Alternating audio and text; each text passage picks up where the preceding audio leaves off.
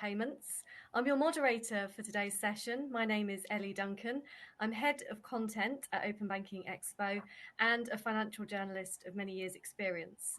Thanks to Payments Canada for inviting me to moderate this session. We have a really great discussion for you with a panel of expert speakers, so I'll be introducing them shortly.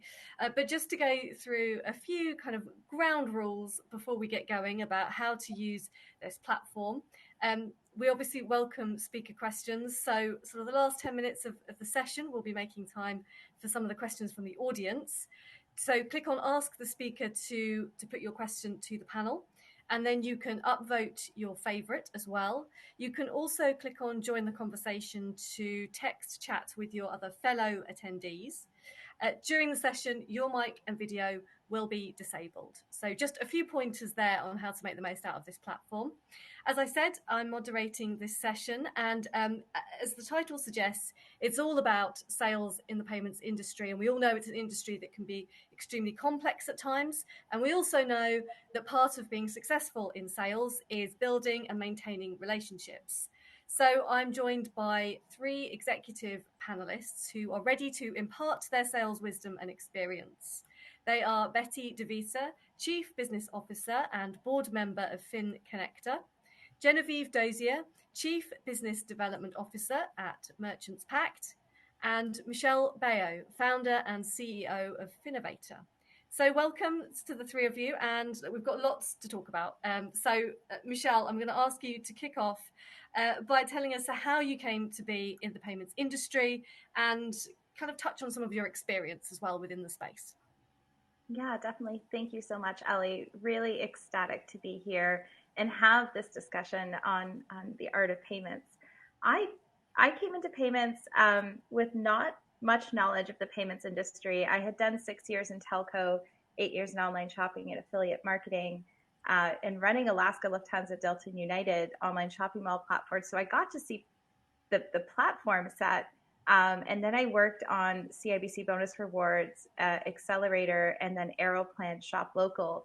And I got recruited to go work for the largest payments prepaid company globally. And I ran their sales and marketing team within Canada in 2015. But I didn't know very much about payments, let alone prepaid. And coming into that ecosystem, I very much was trying to learn as much as I possibly could. Because they touched all of those gift card towers that you see at major retailers and Apple, Google, Visa, MasterCard, all of these prepaid cards that were enabling the underserved so that they could go online and purchase the products they needed. But I was getting to see the payments journey within that infrastructure. And I put myself purposely in as many meetings as I possibly could to start to understand what systems were we touching, how were we helping the customer from a retail standpoint, from the end customer, as well as what problems were we solving within their infrastructure. And I found payments to be one of the most interesting industries after seeing telco and online shopping, and then realizing that payments touches every organization, whether that be for B2B or B2C. And it's an ever-evolving industry that right now is actually just at the precipice of so much innovation and so exciting to be in the payment space. I think we all went from payment geeks to payment innovators, and I'm really excited to hear from Betty and Genevieve. Thanks, Michelle. And Betty, let's bring you in at this point, find out a bit about your own background in the space and how you came to be part of the industry. Sure. I think I started quite traditionally as a banker at Citi in the U.S. I was part of the U.S. vertical of Citi Cards, which is just an enormous business, and moved then internationally in both South America, Asia, and then landed in Canada. And with all of those roles, I had the issuing payments business under my responsibility. So it was always part of it from kind of the issuing side of the equation. And then jumped to work for MasterCard in Canada, where I got to see the network side of it and the other side where it went from B2C to B2B2C, if you will. And, one of the things for me that was just so enlightening was the fact that it's really a technology industry, right? I mean, MasterCard and all of the networks are really just tech companies that happen to be in the payment space, and are driving this unbelievable business, based on a huge technology stack that was evolving at an immense pace. And I find myself now, after being with two large organizations, at a fintech that's trying to connect financial institutions and startups. Many of them happen to be in the payment space because it's a business that continues to grow and throw off fantastic earnings, and is also embedded in consumer, small businesses, and corporates' lives, right, in the journey. So it's just so fundamental to the way that people interact, and how that commerce is ultimately enabled. Great to hear that. Thank you, Betty. And Genevieve, let's hear from you about your background and how you got to be where you are today. Yes, thank you. So I actually applied for a leadership program at a top 10 U.S. bank before I graduated college. And that was a 6-month classroom and on-the-job training to learn every aspect of banking. So it was a great opportunity. At the end, I was asked to choose a line of business for a permanent role within the bank. And what a lot of people don't know is I actually double majored in college in fashion design and business. I even lived in Europe for a summer and worked in the fashion industry, and that's what I thought I was going to do. And then I ended up selling payments and payment terminals instead of dresses, because on that list I saw merchant services, and I thought that sounded like fashion merchandising, which isn't at all, but a lot of similarities. And I'm going to take Michelle's payment geek and coin it payment chic. Maybe we'll leverage my fashion background there. So with my experience in this space, this year is what I'm calling my Sweet 16. So I've been 16 years in the space.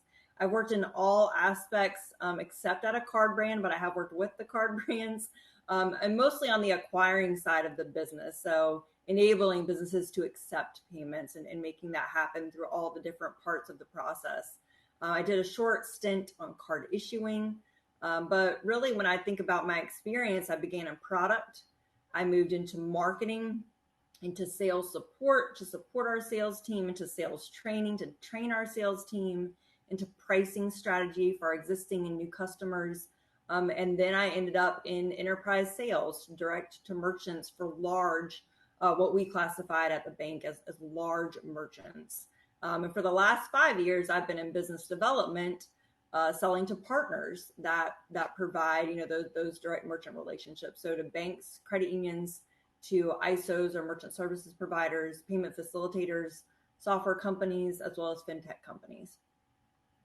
Thank you, Genevieve. And I like that payment geek to payment chic there.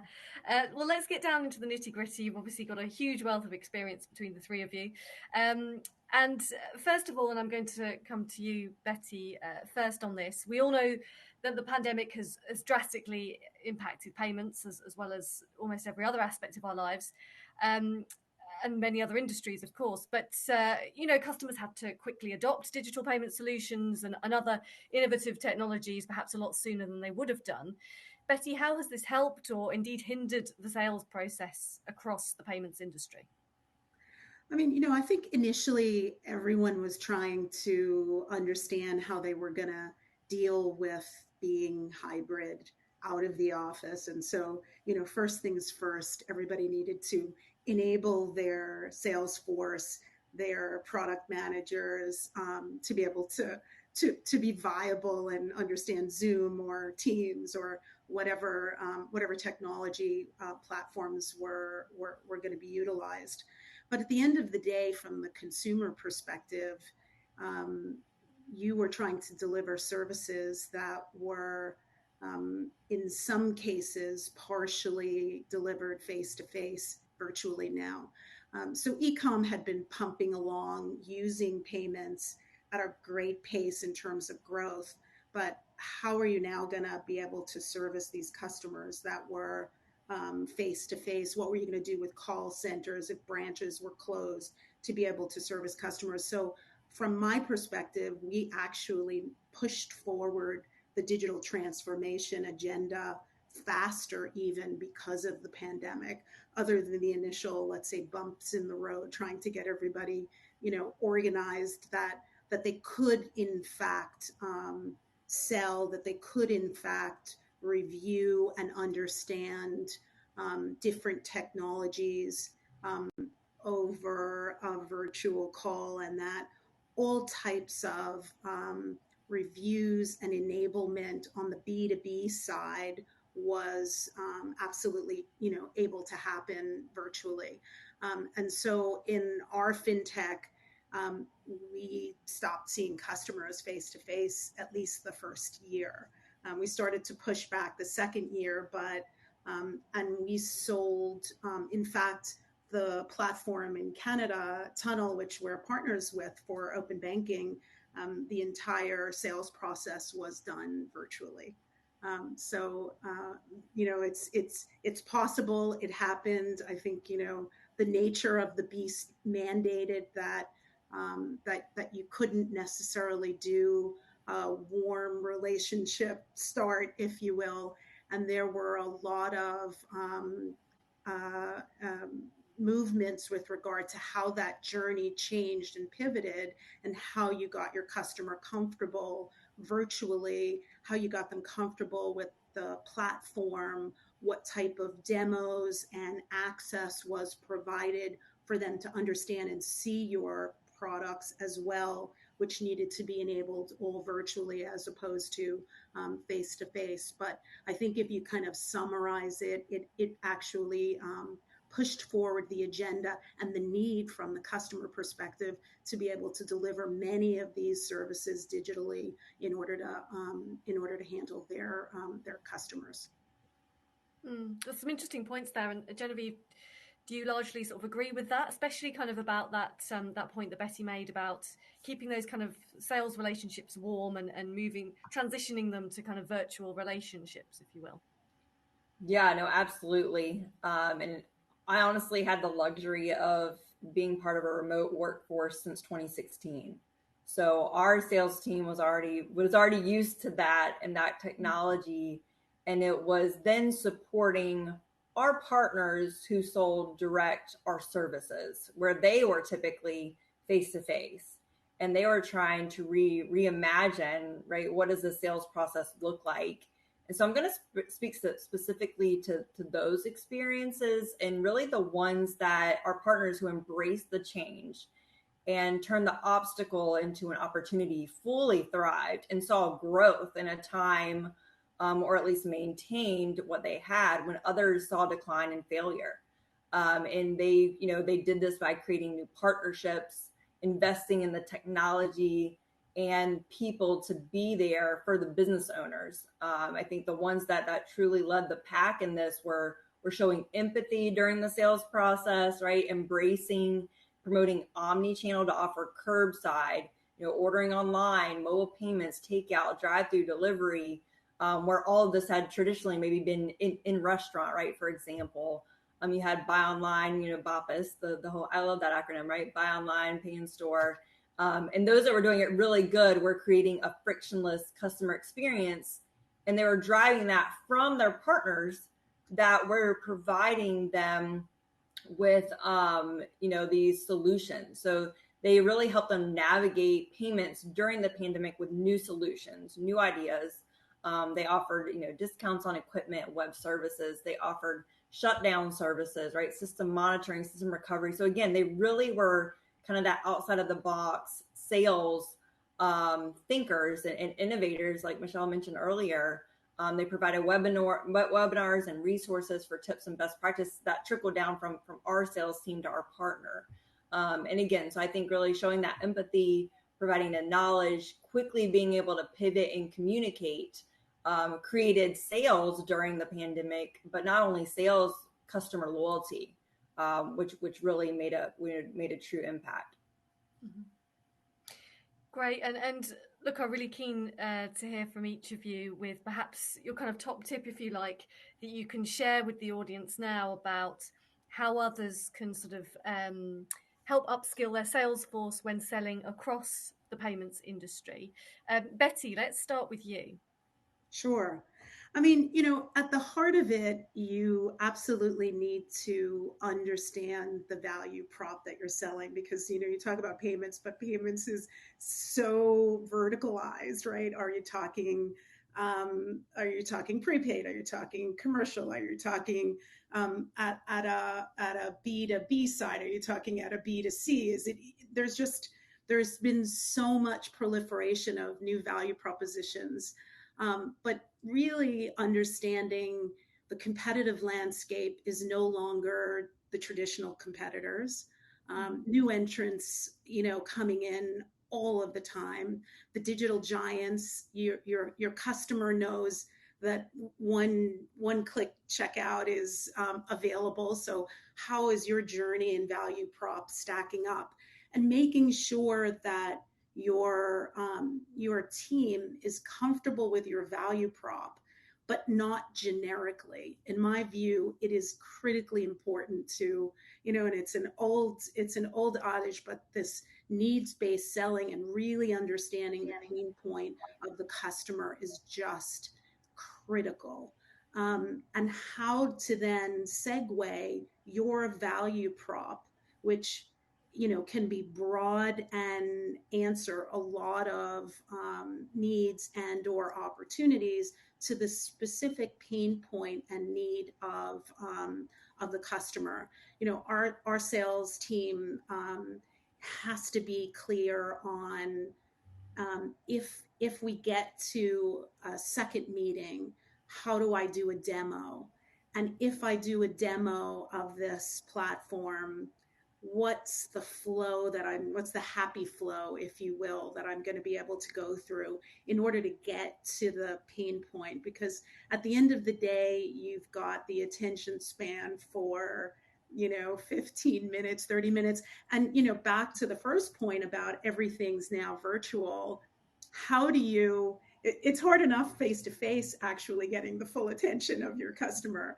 How do you know that they're not down, looking at their mobile device, which is just, part of kind of human nature now?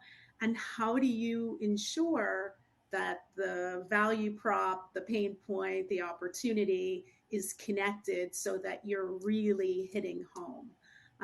I also think there's a lot to peel back around the verticals and the teams of people that you're meeting with. You start with one person, where then in that journey of the organization that you're dealing with, because it usually is a village or a city, if you will, of people that you ultimately need to kind of siphon through and get people on board. So who is your kind of ambassador in the organization that is sold on this, and how do you then get the next level and the next group and unit within the organization as well to be on side when perhaps they have a competing idea of what will be the end solution. They want to develop it themselves. I mean, there's all kinds of sub agendas going on in the sales process. So those are kind of some of the tips and strategies that we use. Great, thanks, Betty, and you're right. So many distractions now. These tips are even more vital. So, Michelle, want to bring you in at this point and find out what tip you have for the audience. Yeah, I think Betty is so on point. When you're looking at this being a virtual setting, even if it's in person, the time is limited, attention is hard to get. So don't come in with more than 10 pages in a deck. I've seen 27 pages, 37 pages being sent over. Nobody has time to read through that. And it shows that you're not concise in knowing what they need. I think if you're in the sales role, you meet someone, you have a first call, you're about to send them insights, either have a one pager so that they can high level grasp what you do, and then facilitate a curated deck that is no more than 10 pages that speaks to a little bit of what your organization does, but the parts of the organization or solution that might be helpful for them based on the small research you've done, knowledge you got from that first meeting. But nobody needs to see it all. And being concise is really, really important. And I think for a lot of people who might have some expertise in one aspect of payments, but not the gamut, really important to find a mentor and try and get time with them once a month, once a quarter. Bring your questions to them. Another suggestion, even myself being in payments and understanding many different facets from, prepaid to 20022 to open banking to blockchain to crypto, you also should try and find a small group, whether it be 3 or 4 people that you meet monthly on a virtual call or have coffee in person that are from different parts of the industry, because those hour discussions can definitely help you accelerate your payments knowledge, which will help your sales in general, because knowledge is the power of this industry. Most clients that you're speaking to are coming to you or allowing you to come to them because they have one problem, but they have multiple problems. They can see you fit into that one slice, but if you understand more of their ecosystem, then you can help describe where you fit and how many problems you solve versus just the slice they might be looking at. I like that idea of having a mentor and as you say, that group of people that you meet with on a regular basis. Some really good tips there, Michelle. Genevieve, what about you? What are your top tips? Yeah, I think I'll tie those responses together to honestly say being as knowledgeable as you can while being authentic. I think that's really helped me in my career and my sales teams is if you don't know the answer, be honest and quickly follow up with the answer, right? To Michelle and Betty's point, right? Know who to go to for the answers, but don't fake it, right? If people say fake it till you make it, don't fake it. I think clients can see through that, and just being authentic and be honest. While staying abreast of trends to be forward thinking. I always love the quote, don't ask your prospect, right, what keeps you up at night? Tell them, I'm going to tell you what should keep you up at night, right? What you don't know, what you should be thinking about. And then honestly, simplifying payments for your customer. I always call it demystifying payments, right? There's a lot of myths out there, and you can dispel those for your prospect with facts, and they'll, highly regard you for that. With everything, I mean, a lot has been mentioned already, but I mean, I'm learning it even more every day myself, right? Request for payment in the metaverse, and Michelle mentioned crypto, right? And it's that active listening that you use, and then you use things that they said in your response, right? And I always said it's all about consultative and value-based selling, to never sell on price. I think that's a big tip that I always give people. Don't be afraid of price. Definitely sell your solution, the value you bring, and then put that price on it, and know that there will more than likely, right, be a negotiation. And I think a lot of people forget that they can be creative on negotiating and think about other things that you can leverage other than just price within those negotiations without giving up too much margin. I would also just add on, I think some of the process is actually about imparting some thought leadership. Some of your customers are actually looking to learn, and sometimes it might feel as if they are just looking to learn, these prospects, and it doesn't end up turning into a next step, and sometimes that is true. But I do think there is a component of thought leadership and sharing a deeper level understanding of some concepts that, especially at the pace of change and technology as quickly as it's moving, that's part of the sales process.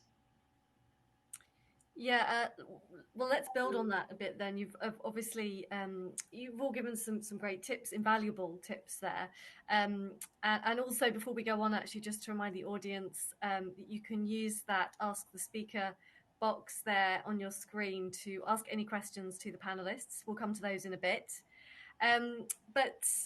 Yeah, you've given some great tips there, but let's dig down into some of the strategies that you use to not only build, but then maintain those sales relationships across payments. Michelle? Yeah, such a great question. I think, the panel topic is so on point. There is an art to sales because I think when you look at it, the relationships you build throughout your life, thankfully to LinkedIn, that you're able to connect with them, even if you switch industries, the rapport is for life, as long as you treat each connection with respect. And it might not be the quick sale that you're looking for. And I think you have to look for the long opportunity. So if where you're at right now is not the right fit, doesn't mean you shouldn't contact that person and stay in touch and have that human aspect to what we do. Because if you don't love what you do, you won't be as authentic. Or if you at least enjoy what you do because you know that you're doing it authentically and it's something that you can help not only your organization, but the client that you're working with so that they can service their clients better. And therefore, when you look at sales, it's really strategic partners. You're just trying to find how you fit and how you can help. And I think if you stay connected through LinkedIn, by booking discussions, just to stay connected, but also going to a lot of events, whether they be virtual or in person, to continue to grow your network and connect players within your network just to the good of your heart, because by doing that, someone will do the same for you. And I truly do believe that we're all here to connect each other so that we could move innovation forward. Yeah, great points there about kind of using your contact book and networking. Betty, what strategies can you add to that? Sure. I would, the notion of strategic partnerships is so critical as you think about, as I think about our space, the B2B space, and trying to find, I call it kind of, there's blocking and tackling, which is going one-to-one, and then there's going with strategic partners that have portfolios of customers. You could call it strategic partners, you could call them allies. I've heard some of our customers refer to their partners or their potential pipeline and their, as allies, because they're customers that will then build, customers on value props, on platforms, the way the platform business is going. So I think it really is very, very important to be focused on which segments you're after and how you're leveraging the different segments based on their needs and based on their customers.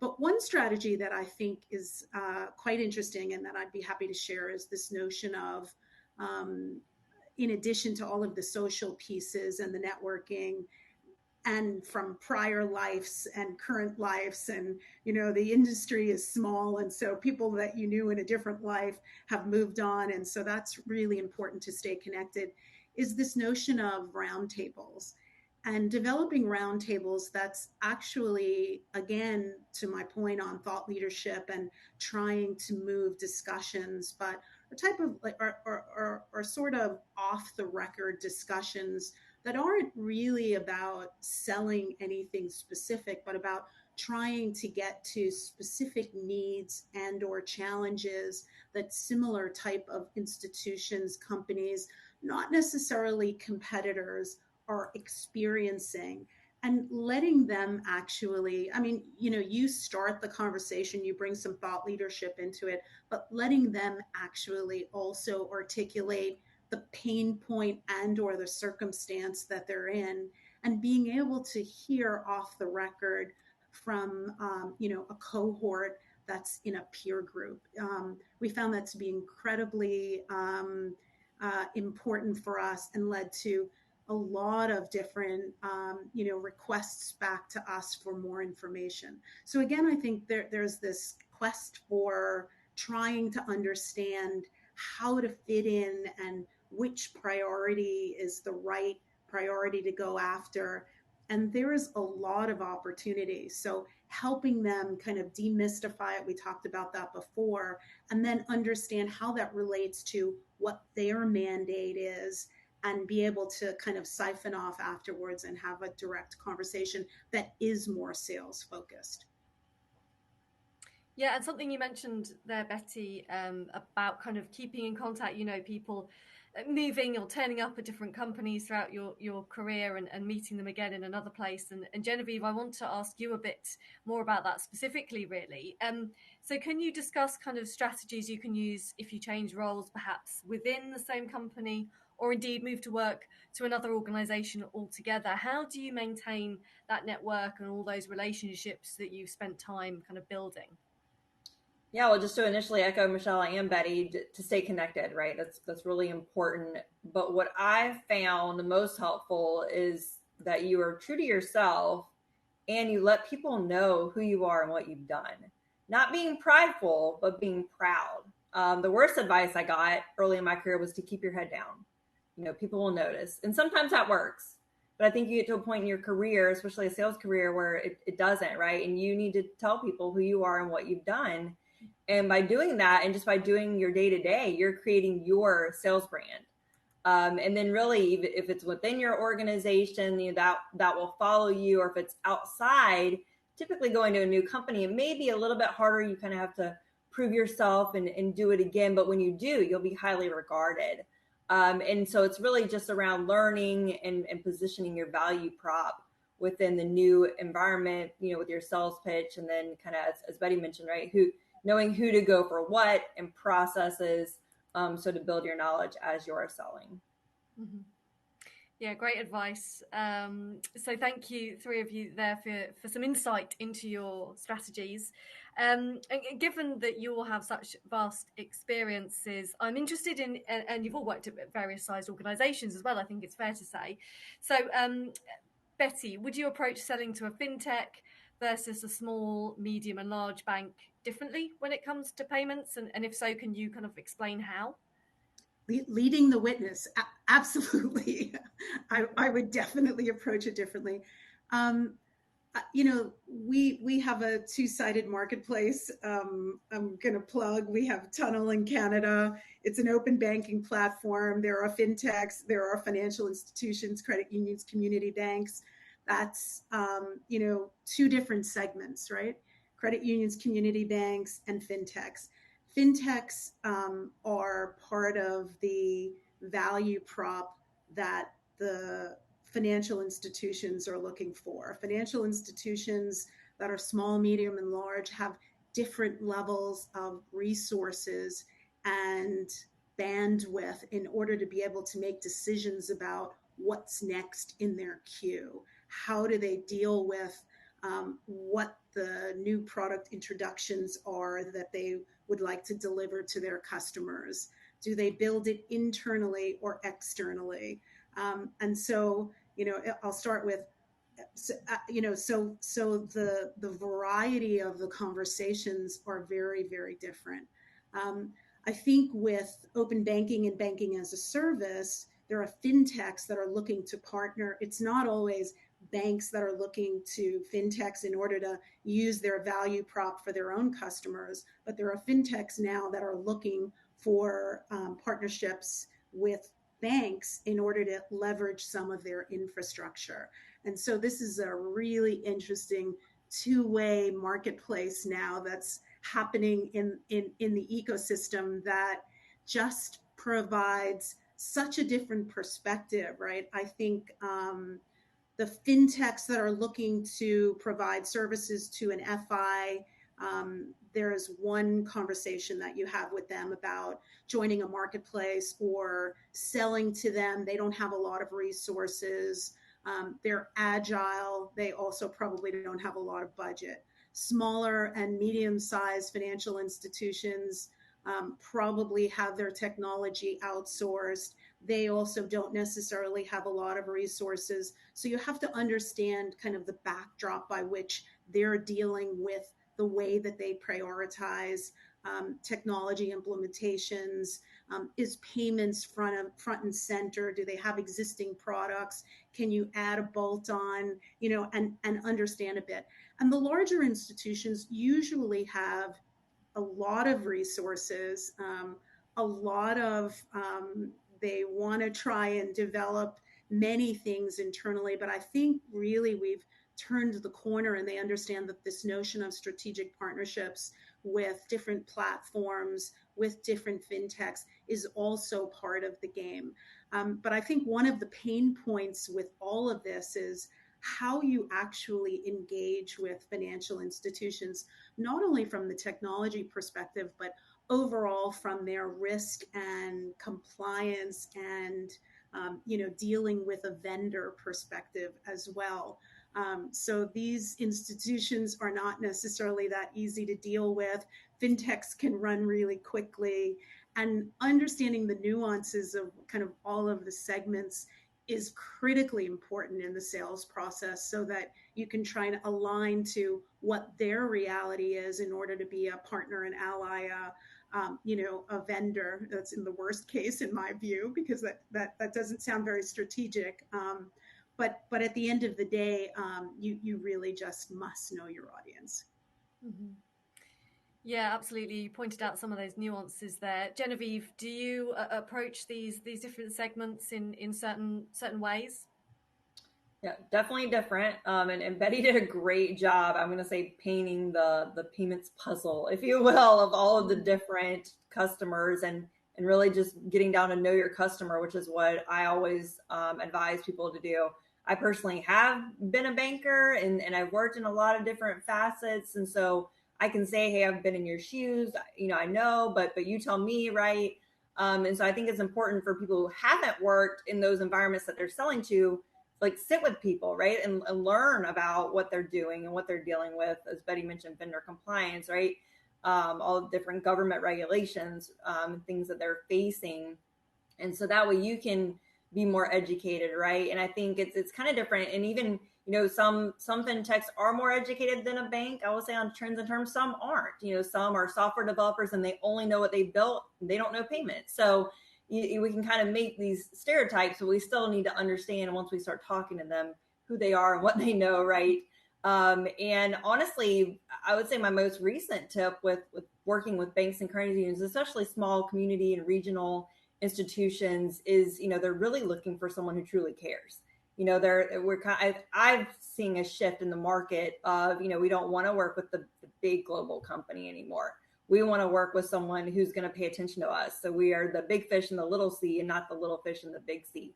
And so I think, for anyone at any size institution that's selling to those customers, you have to really rethink your strategy when talking to them and creating a boutique experience for that prospect, whether you are big or small.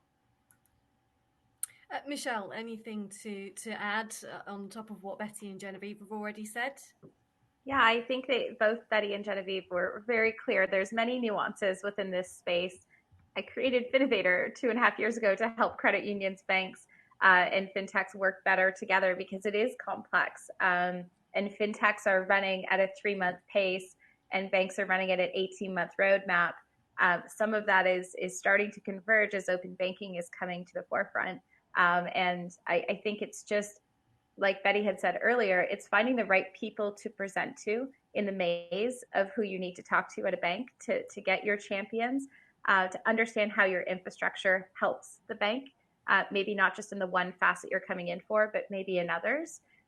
Maybe you have ESGs you're attached to as a fintech, or as you look at the bank, there's similarities, like Genevieve was just saying, that are local, that you could define on why else would it be really good for them to partner with you from a synergy set for the future. So I think you have to look at your solution and who you want to partner with and how you help them for the long-term growth. And therefore look at your sales strategy map and purposely look at the top 10 that you would like to work with, because you fit so synergistically in what you believe in, or what you want to bring to market, or why you care. And I think that really can be a important way to strategically sell. Well, look, we've got a few minutes remaining of this session, and there's a question I'd kind of like to ask the three of you, kind of get some kind of tales, if you like, from your experience in the payments industry. So let's start with you first, Betty. Do you have either one piece of advice that you wish somebody had told you before you entered the industry, or perhaps there's a memorable story that you think it might be helpful for the audience to hear? Yeah, I mean, I'm going to try and weave two together. One is I wish I really would have understood that payments is a tech infrastructure play. And so as much information as you can understand about infrastructure, the better, because you're dealing with, from a sales perspective, an infrastructure of an existing financial institution that's usually been built over 20 something years. And so in my view, in my current role, I like to say that infrastructure is sexy, because it doesn't really sound like it is. We're not a cool app, but infrastructure is sexy. And the last one is a quick story around just because a customer is not necessarily responding now, it doesn't mean that they're not going to come back. And we call those zombies. And customers can come back when they're ready. And I think it's important to understand the moment in time that you're dealing with regard to the customer, whether it's a budget issue or a priorities issue. You never know. Maybe it goes back to the networking discussion, but there have been so many times where a customer after a year plus has come back to us, and they've woken up from their sleep, I guess. And so I think it's important to understand that it is a continuum, and you continue to need to manage that with your customers. And so a good story there. And what about you, Genevieve? Yeah, no, I have a great story that actually sparked my entrance into sales. My first real sales story. I was head of product and marketing, and reported to the CEO. I was the youngest and only female, so I was 30 years old. And they came to my doorway at my office. We were all in person in the office, and said, "Hey, it was like December 24th." And they had to go. They had an appointment with this whale they were trying to win for the past 2 years. They said, "Hey, we're all on vacation. You're not on vacation on December 31st. So can you go call on this client?" And I was like, okay. I never met with a client face to face by myself before. I was scared, right? What if they say no? It's one of my pieces of advice, right? What if I can't sign it? And so I went and I met with this, what was one of our largest prospects. It was about 150 million in annual sales, about 40 locations, restaurant chain. And it was two women that were running the restaurant chain. It was a CFO and a COO that I was meeting with. And I just sat down and had a conversation with them. Of course, it was December 31st, right? So we had a lot to talk about. And, we talked about, trends at the time. I helped explain to them the difference between us and the incumbent as far as the processor relationship. We talked about how they were facing PCI fines because they were in a wrong category by their incumbent, and just really honestly had a conversation. And within 30 days, I signed the deal and in follow up with them. And then it was probably like a few weeks later, my CEO and my head of sales were at my doorway again saying like, "Hey, we need our closer." And so that was really how I got into sales. And then when I actually took a business development role, I was worried about, what if I don't hit my sales quota? And so I think my advice kind of from this story is what I wish was someone has told me is you will sign the deal, you will hit your quota. And if you don't, you'll learn from that. And typically your leadership will work with you, or you'll adjust sales strategies and you'll figure it out. And so that would be my greatest advice. Well, thank you, Genevieve. And Michelle, very quickly from you, I think we've got about a minute or so left. What do you have a story to tell? Go for it. Yeah, no, mine is similar to Genevieve's. I think my advice is take the risk. When you're most scared, that's when you might do your best work, whether that be speaking on a panel for the first time, or my example, I was actually 24, and it was Thanksgiving long weekend, and we had to go to Germany to present to the board of Lufthansa, and they both couldn't make it because it was Thanksgiving long weekend. So I flew to Germany and presented by myself to the Lufthansa board, and I was so nervous, but I took the chance. We won the deal, but I think if you don't push yourself, you won't know. So take the opportunity, because life is short, and you can make a mistake as long as you learn from it. And I'll say one last thing: celebrate your wins, because I think women and people in general are so busy these days that they don't actually stop to have a minute to celebrate whatever they might have just accomplished. Well, that's a really positive note to end on. So thank you, Michelle, Betty and Genevieve, so much for your time today, for joining us on the panel. Thank you to Payments Canada for hosting the summit. That's all we have time for, so goodbye for now.